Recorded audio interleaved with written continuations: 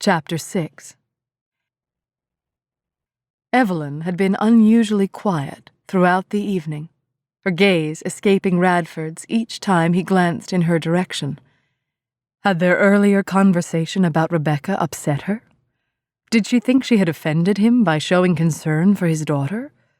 The truth was, Radford found it touching and quite typical of the Evelyn he was coming to know. She was a caretaker to everybody. Her father, her horses, and one motherless little girl. Unfortunately, Rebecca was too young to understand the difference between a woman's temporary kindness and a mother's lifetime love. Radford wasn't going to watch his daughter learn that heartbreaking lesson again. Thrusting away memories that reminded him of his poor parenting, Radford retrieved the jug of choke cherry wine from the corner of the table and refilled his glass as Kyle dealt the cards. "Pass that over," Boyd said. He took the jug and filled the other glasses before topping off his own. "Careful, Papa," Evelyn warned. "That's your third glass." "Well, I'm thirsty." Radford listened to the chuckles around the table. It had been like this years ago when his father was alive. William and Mary would come over and play cards with his parents, drinking wine and laughing late into the evening while he stood by his father's knee, as Rebecca was doing with him. To his surprise, the memory felt warm and welcome, instead of burying him in melancholy because his father and Evelyn's mother weren't with them tonight. Boyd filled William's glass and ignored Evelyn's frown. "My partner is just building his strength," he said, with a wink at William. "More like drowning his sorrows over your poor card-playing," Evelyn said, then grinned at Boyd. Laughter filled the kitchen, and Boyd glanced at Kyle. "It's not too late to change your mind about marrying her." "Boyd Benjamin!" Radford's mother covered her eyes and shook her head. "If you don't want Evelyn, I'll take her," Radford said, not realizing how his statement sounded until it was out of his mouth. When Kyle raised his eyebrows, Radford scrambled to cover his blunder. The way Duke is playing, I could use a new partner." Flustered by the sudden attention and Kyle's scrutinizing gaze, Evelyn took a drink from her wine glass. She wasn't foolish enough to think Radford meant that as a compliment, not after their earlier conversation about Rebecca. He didn't like Evelyn reaching out to his daughter, but she couldn't help herself. Rebecca was clinging to the safety of her father and a 3-foot piece of cotton the same way Evelyn had clung to her livery. She had felt safe inside those 4 walls and gave her love to her horses, who wouldn't hurt her. Now, she was a misfit, uncomfortable anywhere else. Evelyn didn't want Rebecca's need for security to imprison her, as it had Evelyn. "Your turn," Kyle said, startling Evelyn so abruptly from her thoughts that she nearly overturned her wineglass. In her scramble to keep her glass upright, she dropped her cards. They fluttered to the floor at her feet. She leaned over to retrieve them, but saw a pair of tiny, slippered feet step forward, and 2 small hands reach down for the cards she had dropped. Rebecca gazed up at her, her brown eyes dark and nervous, as though she was afraid to touch the cards. Evelyn nodded for her to go ahead, and Rebecca's inept fingers reached for the cards, fumbling at the edges until she managed to curl her fingers beneath them. With both fists, she gathered them to her chest, clasping the bent cards for dear life as she stood. Slowly, she moved to Evelyn's side, then leaned forward. "Here," she said shyly, releasing the cards into Evelyn's lap. A dark riot of curls spilled across Rebecca's back and rolled over her shoulders. Of its own volition, Evelyn's hand lifted and stroked Rebecca's head. "Thank you, sweetheart," she said, her voice sounding emotional to her own ears. Rebecca looked up at Evelyn with a shy smile, then stuck her finger in her mouth and took a step back, leaning against her daddy's knee. Radford lifted his daughter onto his lap, drawing Evelyn's gaze to his. A deep sadness registered in his eyes, and Evelyn experienced a sudden urge to put her arms around both of them.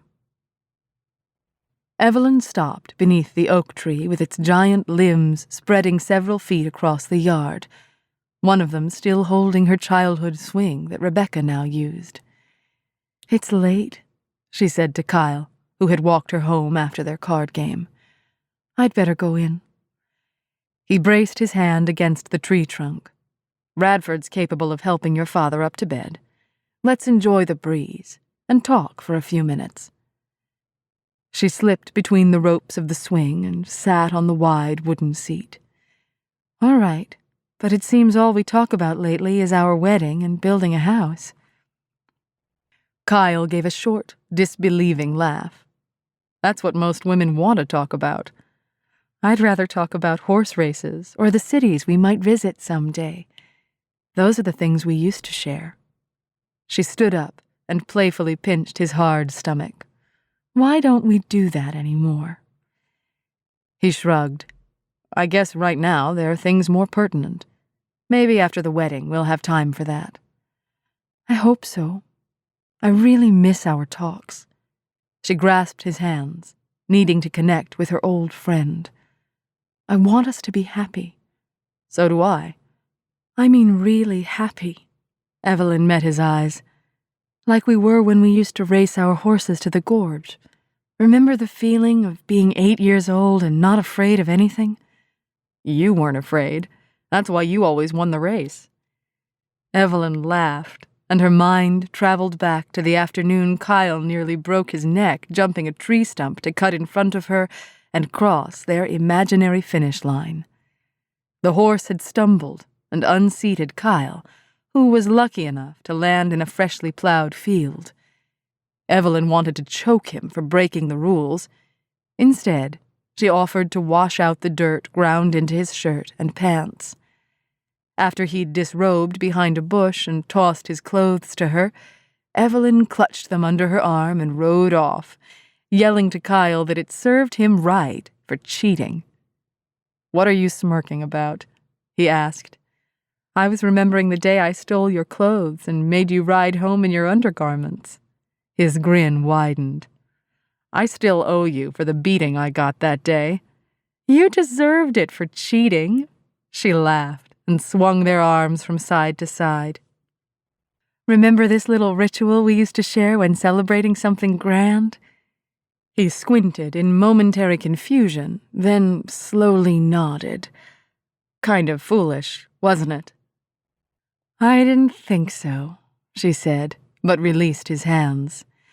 "We were full of enthusiasm then. Remember, Kyle? You once told me that you wanted to go out west where the trees are so tall you couldn't even see the tops of them. A tree like that would keep the mill busy forever." He leaned a shoulder against the wide trunk of the tree and propped a foot on a thick, upraised root. "Our mill couldn't handle a tree that size." "Oh." "Have you considered what size stove you'll need for our kitchen?" he asked. "What?" "I need to order the stove, so it's here when I get the kitchen ready. What do you want?"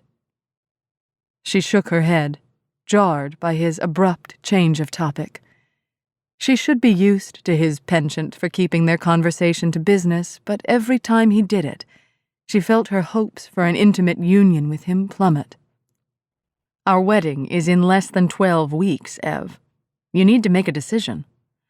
"I know that, Kyle. I just thought we could do this another time. I thought you wanted to talk to me tonight."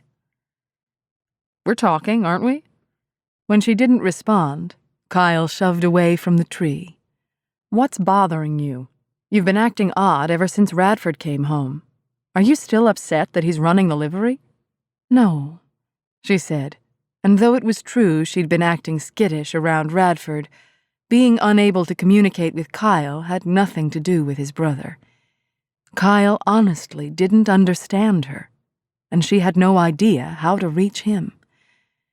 Some time after his father died, Kyle had ceased to dream, and now he was incapable of going back. Ev. He slipped his arms around her and kissed the top of her head. Daydreaming doesn't run the mill or the livery for us, so it's best to keep our minds on what needs to be done.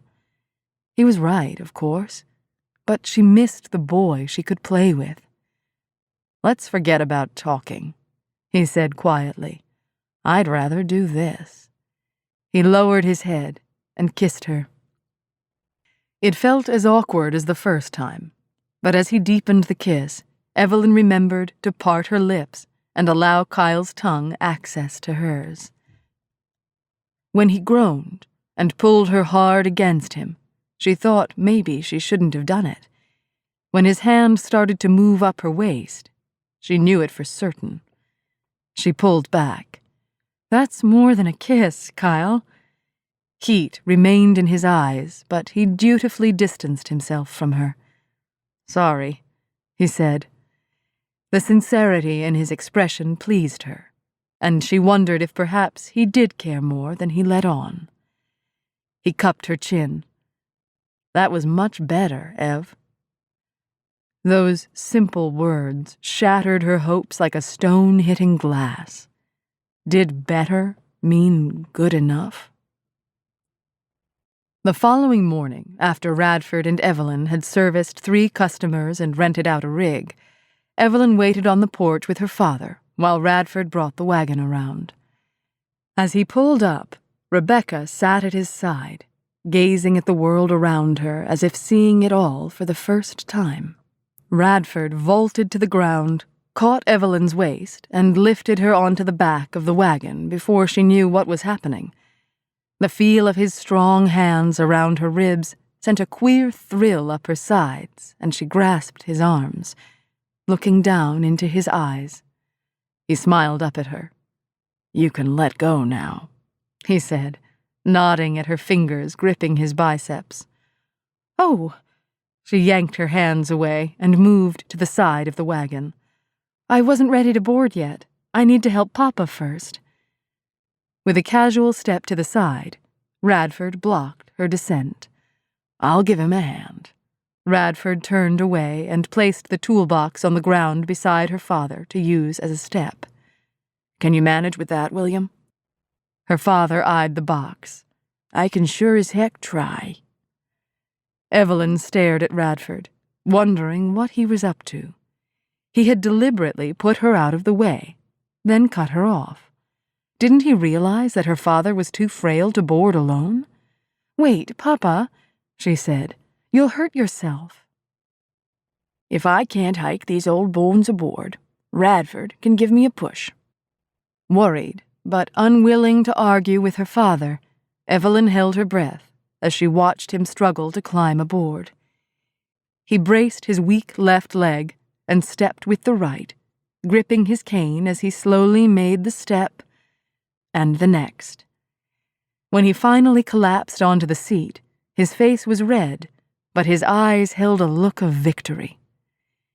Keep that toolbox handy, son, he said, winded but glowing. Radford laughed as he chucked the box onto the wagon bed and climbed aboard. With a wink at Evelyn that heated her blood as much as the feel of his hands on her waist had, Radford urged the Morgans forward and drove them to town. Why don't you leave Rebecca with Evelyn? Her father suggested to Radford when they stopped at Brown and Shepherd's store. She ain't interested in horse feed and flooring nails. There's all kinds of gewgaws for her to look at in Aggie's store. We'll only be at the feed depot a few minutes, William. That's right. So let Rebecca go snoop around here for a bit. Evelyn saw the indecision in Radford's expression, but he turned to his daughter and asked reluctantly, Do you want to stay here? Rebecca glanced at Evelyn, who encouraged her with a smile, then shifted her gaze back to her daddy. Will you come back? Of course, sweetheart. Radford's expression softened, and his shoulders dropped. You don't have to stay if you don't want to. I will, she said hesitantly. Radford's expression said he didn't want to leave Rebecca with anyone, but to Evelyn's surprise, he climbed down and stood Rebecca on the boardwalk. "Thank you, Papa." Evelyn vaulted from the wagon before Radford could touch her again. Her ribs were still tingling from the feel of his hands on her waist. "I'll keep her right beside me," Evelyn said, then opened the door to Brown and Shepherd's before Radford could change his mind. Rebecca followed Evelyn inside. Her tiny nose pointed upward as she sniffed the air. Evelyn gestured to a table across the store. "The scented soaps and spices make it smell pretty in here. Look around if you like." At first, Rebecca lingered near Evelyn, then grew bolder and began to wander the store. Evelyn selected a can of Eureka harness oil, a can of lard, a bag of flour, and a jar of molasses. Her hand lingered on a small cake of jasmine-scented soap, a fragrance her mother used to wear. She lifted it to her nose, basking in the lovely scent, immersing herself in the nostalgia of old memories. She could buy it this time if she wanted to. Business was already picking up now that folks knew Radford was at the livery. It pricked her pride, but Evelyn understood it wasn't her lack of skill that caused her livery to fail. It was mostly because she was a woman doing a man's job. Maybe her father saw that and thought Radford's presence would give her a chance to bring the business back to life. Then again, maybe he had just lost faith in her because business had gotten so bad. Evelyn laid the soap back in the basket and wiped her hand on the front of her shirt, hoping to keep some of the scent with her. The feel of her coarse, cambric blouse returned her sanity, and she turned away from temptation. How foolish of her to bother with frivolities. She spent her time with horses and hay and work that made her hands as rough as a man's. What use would someone like her have for scented soap? A quick, indrawn breath drew her attention to the front corner of the store.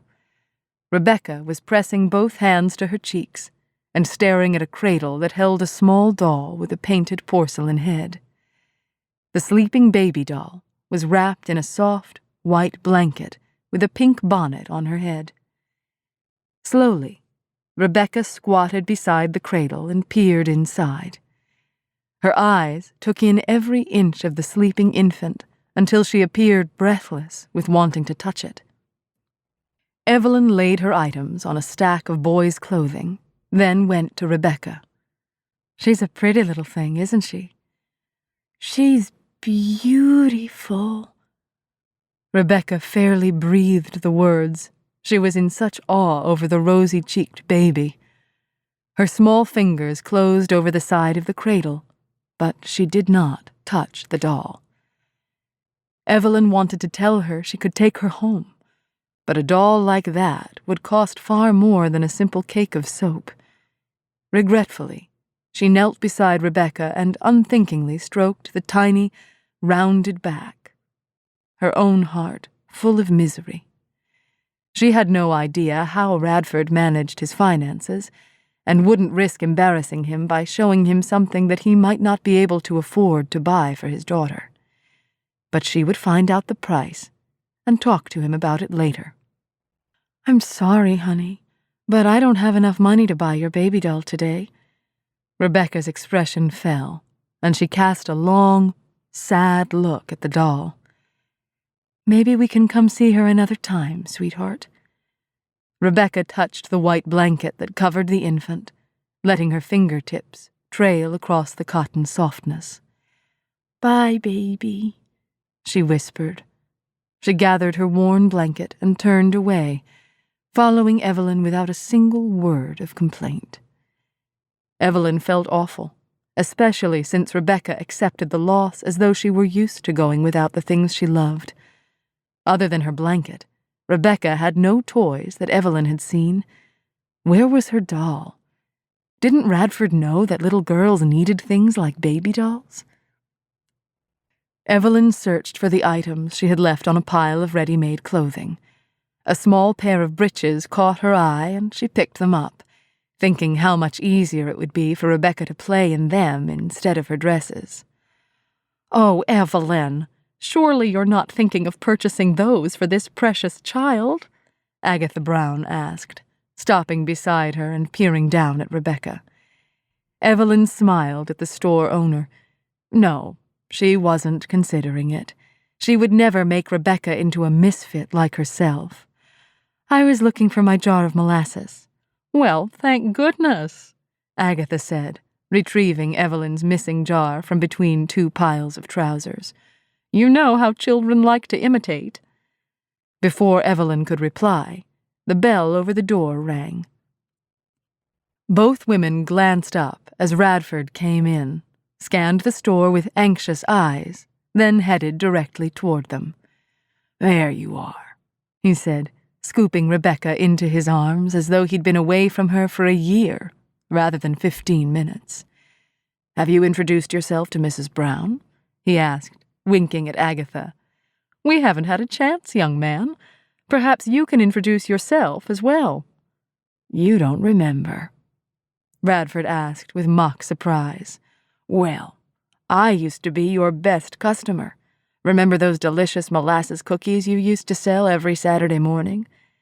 The barest hint of pleasure crossed Mrs. Brown's face. "Why, I haven't baked them in 10 years. "I'm disappointed to hear that. I moved back to Fredonia just for your cookies." A small laugh escaped her. "You just gave yourself away with that Grayson charm."